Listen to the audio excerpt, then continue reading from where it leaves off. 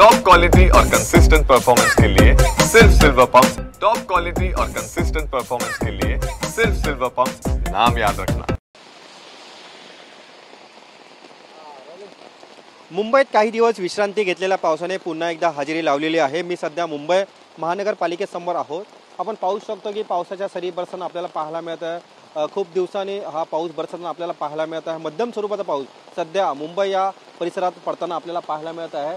आपण पाहतो की वाहनांची जी गती ती देखील आता मंदावलेली आहे। संपूर्ण वातावरण सध्या ढगाळ व तसंच काळोख सर्वत्र आपल्याला पाहायला मिळत आहे व तसेच येत्या 2 ते 3 तासात मुसळधार पाऊस पडण्याचा अंदाज देखील हवामान खात्याकडून वर्तवण्यात आलेला आहे।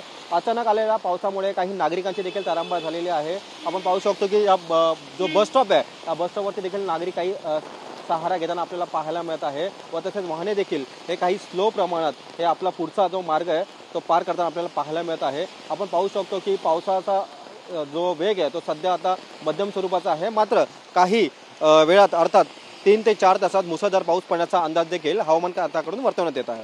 कॅमेरापर्सन चरणसह मी रवी खराट, TV9 मराठी, मुंबई।